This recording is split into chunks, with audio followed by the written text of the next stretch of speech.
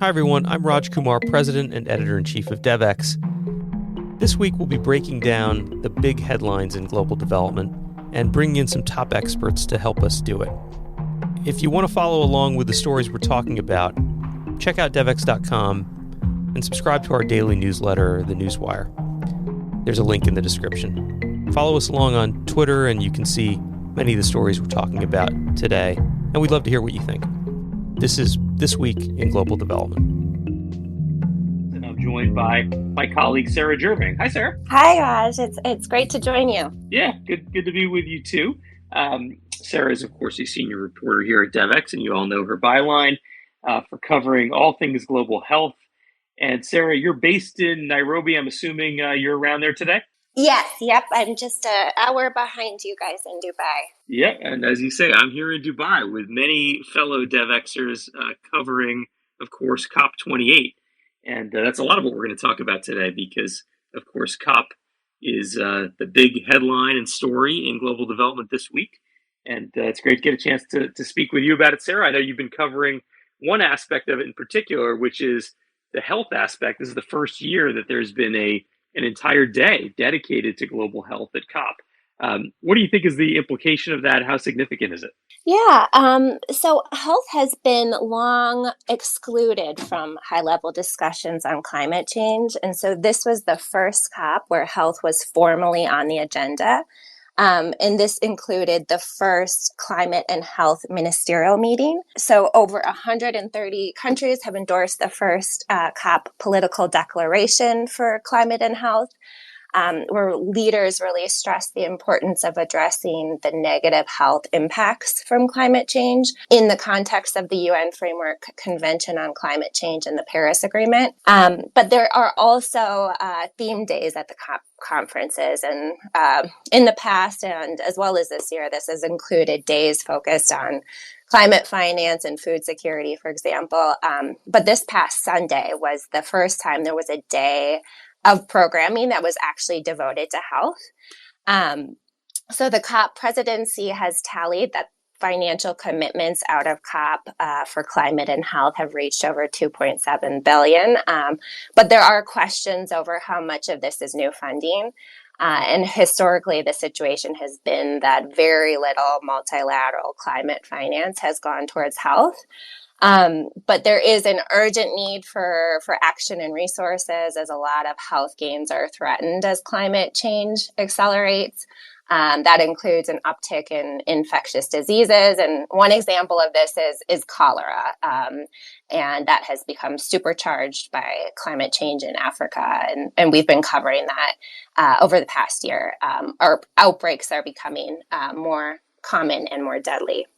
Yeah, it's so fascinating to think about kind of where COP plays a role on how issues like global health roll out, how they get funded, how they change politically in terms of their policies. And we had Alok Sharma on stage. I just came off the stage here at our Climate Plus event where I was interviewing him. Of course, Alok was the president of COP26 in Glasgow. And he gave as an example of how COPs kind of function and actually make real impact in the real world. The example of loss and damage, which was raised in Glasgow, was advanced further in Sharm el Sheikh last year. And then this year, we actually have a real loss and damage fund.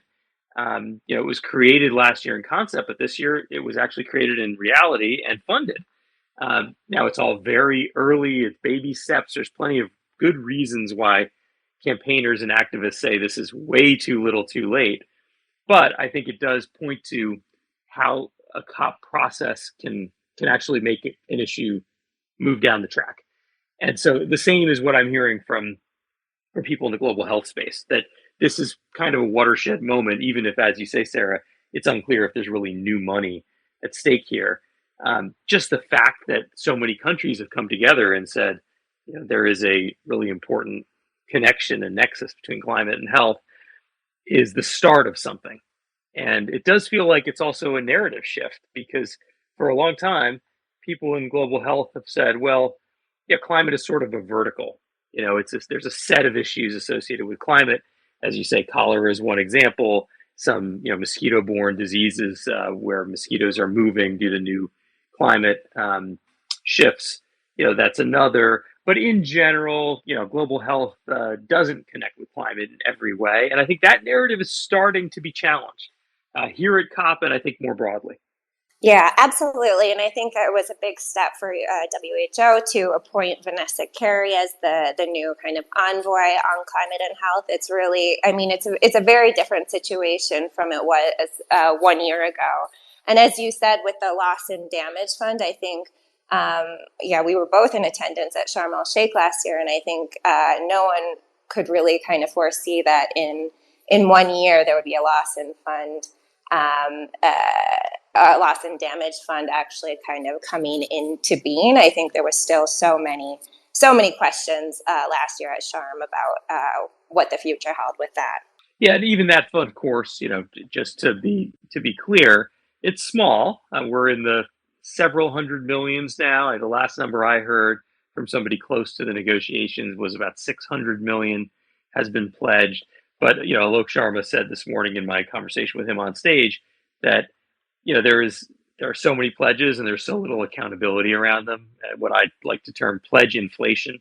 It's very easy to come to Dubai and to claim a pledge, but over time, when we know when you go back and look at how much was actually given against that pledge, in general, the numbers fall far short. And Sharma said, something, quoted a study that showed something like half of all pledges are not met. So, there's a long way to go yet. But just the fact, as you say, that the fund exists after very contentious negotiations that we've covered at DevEx, it is now a trust fund set up with the World Bank. So there's a mechanism, and that fund will have some real money in it. It looks like at least some of the funding that has been pledged is real and new. It's a little unclear whether all of it is new, but some of it seems to be new. So, we're making some real progress, at least on that point. And it was probably for the organizers of this COP, Sultan Al Jaber and the UAE government, it was kind of a shot in the arm to have that as the starting point of this year's COP.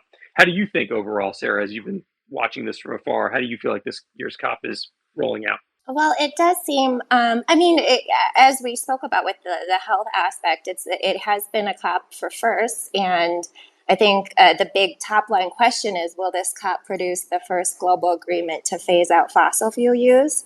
So that's still yet to be determined. But another thing we covered at DevEx was kind of the link between climate and conflict. More than 70 countries and 40 international and humanitarian organizations joined a declaration on climate relief, recovery, and peace.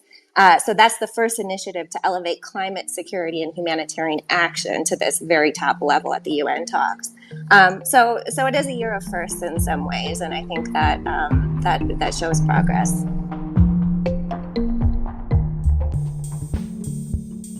Are you interested in the intersection of business and social impact? Do you want to know how corporate sustainability, ESG, impact investing, and more can contribute to development finance? My name is Adva Saldinger. I'm a senior reporter at DevEx, and I've been reporting on these issues for nearly a decade. I'm the author of DevEx Invested, our free weekly newsletter dedicated to development finance. Every Tuesday, we explore how companies, investors, and market mechanisms are reshaping the world of development finance. Visit devex.com/newsletters and join us on Tuesdays. We're joined by our friend James Mwangi. Thanks for joining. And I'd love to just get your overall take on how you think this year's COP is going. I think the thing that has blown me away, and I'm coming in straight out of a sort of conversations, is what I found hugely useful. Or one observation is that a lot of people from a lot of different parts of the climate ecosystem are all here. There's probably more of that ecosystem co-located than has ever been the case. In terms of this year's COP being different, I mean, you talked about it as a COP for first, Sarah. This is also the first year there's a focus on food, which is responsible for, agriculture responsible for a third of carbon emissions. So it's a big deal that there's a food day. There's also a transport day. So in a lot of ways, and this is, emblematic of our summit, which we've called Climate Plus, in a lot of ways, all of the various categories, vertical areas within global development, all the sectors seem to be present at this year's COP. And so adaptation, which has been kind of a second tier issue compared to mitigation at COPs in the past, in some ways has been elevated. Although there's some bad news on adaptation, which is, the funding for it has actually gone down this year. So it's not as though it's all a pretty picture, but it seems like this year's COP has really embraced the nexus of climate and development in a bigger way than it has before, on health, on food, on transport, and on many other issues. And you can see that there's more and more political momentum to understand that these areas are not divorced from the broader climate conversation. Would you agree with that, Sarah? Yeah, absolutely. And I think, you make a very good point that for so long, these conversations around climate have been so siloed and leaving out such critical. I mean, it's amazing and stark that food security and health haven't been at the center of the conversations for years. So I think really having discussions that are integrated and cross-sectorial is really, really critical. And I think that's huge. And as James said, that it's a huge ecosystem kind of event, and really ensuring that there's cross-collaboration and discussions and networking happening at this COP is going to be key. Yeah, and I think COPs, and James, I'd love to get your take on kind of what is a COP, because there's the climate negotiations that are still ongoing, and they're going to be fraught right to the final moment. But then there's also what I think you were getting at, which is, all of the sideline conversations, including organizations like yours, Africa Climate Ventures, that are out there trying to raise funds and find projects, where real deals, real initiatives, real partnerships are getting formed here. I've been struck by the ways in which this has felt like a venue to plan implementation in parallel with the conversations about raising ambition and making new commitments. And in that first area, that thinking about what comes next, who you partner with, how you invest together, and so on, I've just seen a lot more happening, a wider array of folks coming in with a wider array of tools, resources, innovations, and so on than I remember from previous COPs. And that's exciting, independent of whether we are able to ratchet up the ambition, which we definitely should, in the negotiations. Right. And the key issue, as I think Sarah mentioned before you joined, James, seems to be whether the negotiations will land on this controversial point of phasing out fossil fuels. And Alok Sharma, who was the COP26 president and tried to do this around coal and failed, he was just on stage with me here at Climate Plus saying, that's kind of the key issue. Can we get to countries, including the one we're in right now, the UAE, which sort of in a way, as he says, is better positioned than anyone to get to agreement on this point? Can we get to countries agreeing, at least on paper, at least in principle, that we've got to phase out fossil fuels? So even if it's a very long runway, with all the caveats you can imagine that countries might require, at least getting that on paper in his mind and in the mind of many people here is the key to this being seen as a COP that was actually consequential. Yeah, I agree with the importance of that. And I think all of us keep our fingers crossed that the balance of the negotiating pressures end up there. I think in parallel, there is crucial work to be done. In a sense, that's a supply side conversation. And what commitments are we making on the supply of fossil fuels?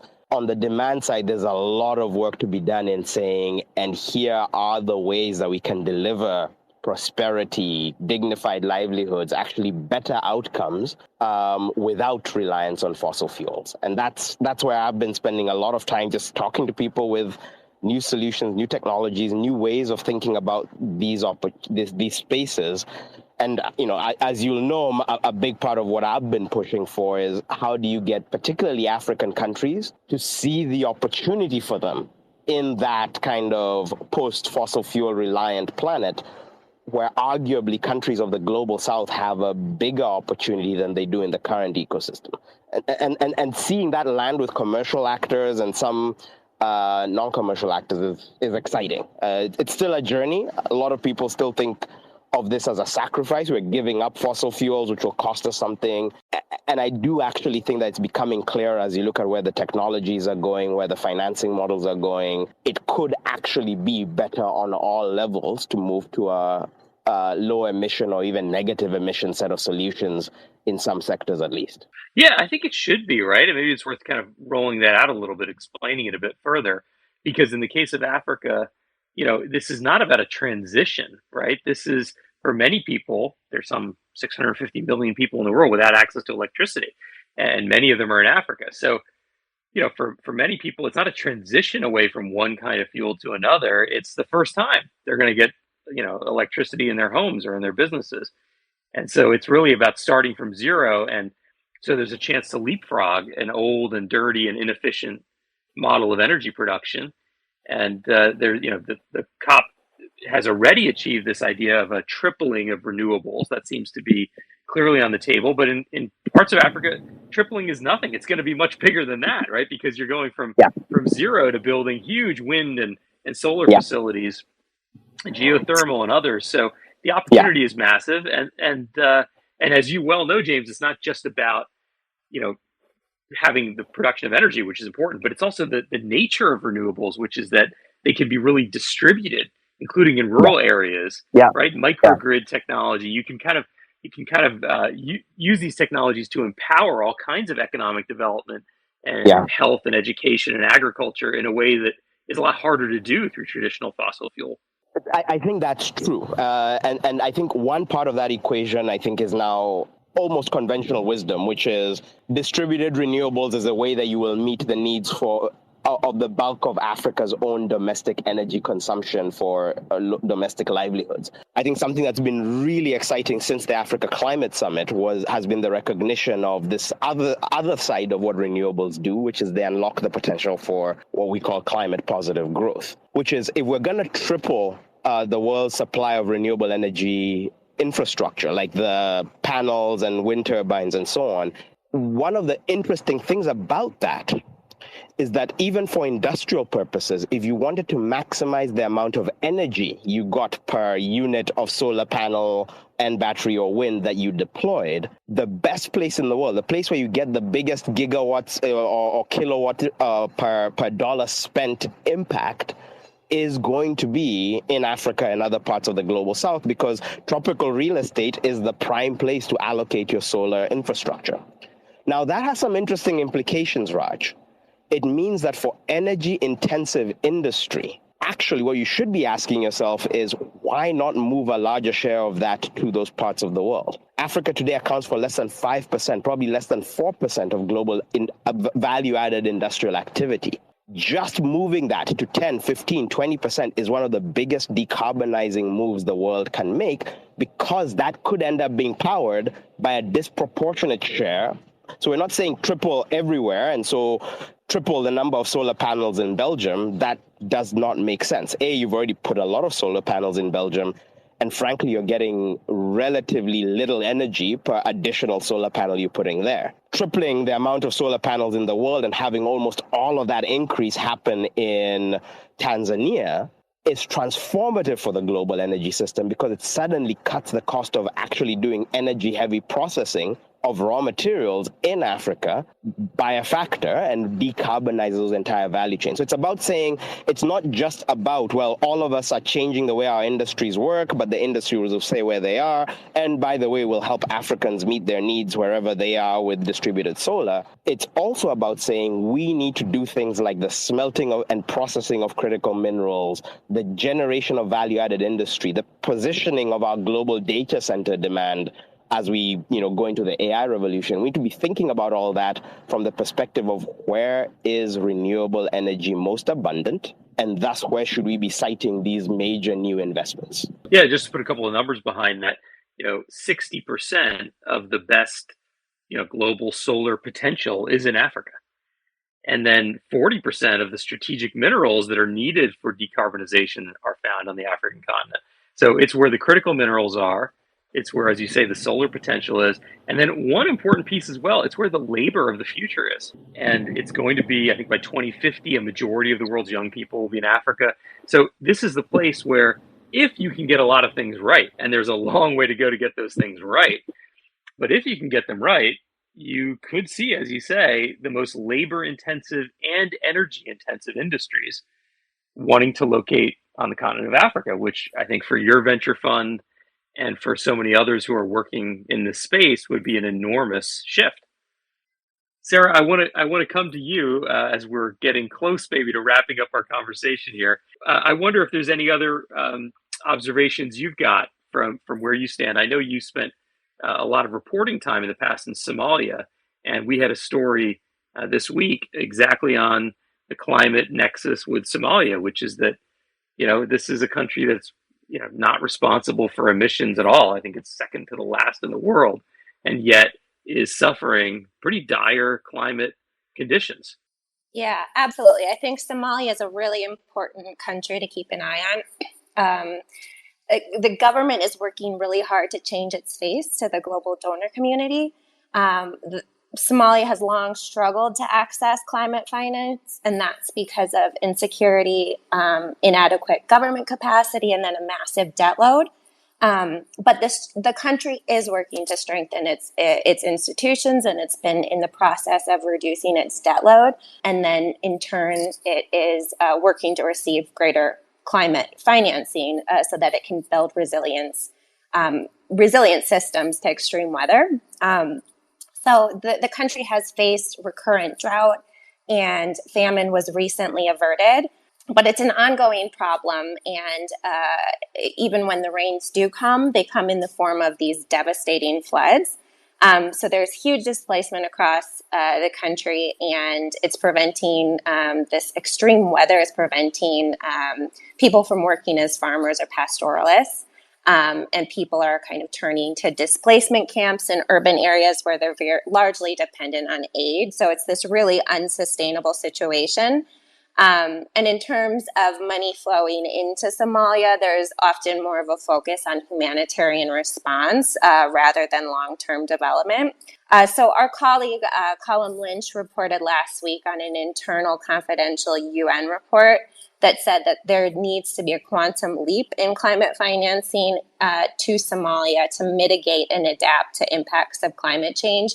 And in the long run, famine in the country can only be prevented by including genuinely transformative climate action. And Somalia is not alone. Fragile countries struggle to receive climate finance, but these are the countries where there is really huge need. And in Somalia, it's needs for building of water infrastructure, strong systems for early warning for extreme weather, and there's a need for mapping groundwater. And the country has also talked about its aspirations to be a source of carbon offset projects from polluting regions such as its neighbors in the Gulf state. So I attended COP27 last year and met with the Somali delegation while I was there, and they had their largest delegation in history last year, and the government in recent years appointed its first Minister of Environment and Climate Change. So it's definitely an interesting country to watch in the years ahead to see if the government's efforts are kind of successful in reining in additional climate finance. Yeah, it's a great example, and maybe we can kind of wrap up on this point, James, of where we've long had this divide between development funding and humanitarian funding. They've lived in these silos, and we've talked forever about the development humanitarian nexus and how do we somehow bridge this gap. And then before we ever really get there, along comes climate. And then you look at a story like this one from Column, and you think about Somalia, and you think about, well, maybe we really need a new way of even thinking about these problems and not putting them into one silo or another, and of course of funding them. James, you've got a long history in this space. You led Dahlberg, the donor community well, how we tend to find ourselves in different silos as an industry. Do you feel like the climate discussions you hear at COP, and now that you're in the climate space more specifically, is it starting to bridge these gaps? Is there a new way that maybe even development and humanitarian itself sort of gets renamed and it's all climate eventually? I think there's certainly a growing recognition of the scale of the game changer that the rising effects of the climate crisis and the imperatives of climate action are going to be. So this is big. This is not just one among multiple SDGs or whatever. Everyone needs to have a response. And you're seeing that now with all of the different angles being pursued. I think the thing that happens next once people appreciate how far-reaching the impacts of climate already are and will be is they recognize just the sheer scale of a resource transition that's needed, which almost trivializes the entire global development budget, right? It's a rounding error on the back of what's needed. But also, I think the next phase of the journey I think we need to be on is to recognize that it's big numbers, but it's the big numbers that we spend every day, that this is a transformation of the entire global economy. And thus, you can't really separate out, okay, this is development, this is humanitarian, this is government spend, this is philanthropic, and here's the commercial world over here. You actually have to think about how each one of those triggers the next one, because the real numbers are going to be in the trillions or the tens of trillions over the remainder of the century. And so we need to be thinking in systems terms, and what is the catalytic role of admittedly modest sums that sit in the developmental world in setting off certain virtuous cycles. If you can't set off a virtuous cycle, you can't really bend the curve on this, because you're not going to be able to just by sheer injection of passive capital, lift people above the climate crisis. It's not possible. You're going to need to build or invest in building better systems that in themselves kind of begin to address the issue and have the resilience that we need to see.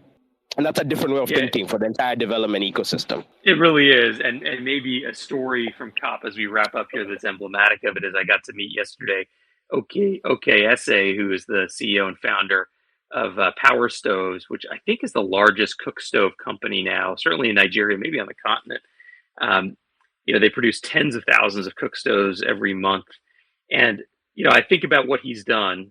These are clean cook stoves, they're smokeless, right? They use wood pellets.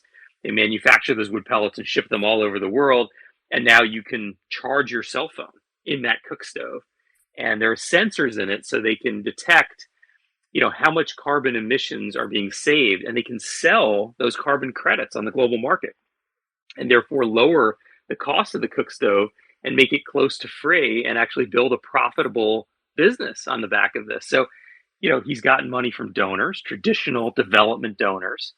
His product is useful even in humanitarian situations, right, where people don't have access to their homes or they're refugees. And it's a climate solution. Is it for profit or nonprofit, right? Where does it sit exactly? And I think there's so many examples like this here at COP, which is one of the things that's inspiring about it, that some of these old traditional barriers are being broken down, and we're finding new ways that just leverage all of the resources in the world to confront what is obviously the biggest global challenge. So I thought I'd end us with that little story. It's been great to talk to you, James, and to you, Sarah. Thanks for being a part of this. Thank you for having me on. Yeah, thanks so much. It was great to chat with you both. This has been This Week in Global Development. If you enjoyed this episode, don't forget to subscribe using the link in the description. To get even more coverage and analysis on the most pressing development issues of the day, become a DevX Pro member by going to devx.com/membership and signing up. Thank you for listening, and see you next week.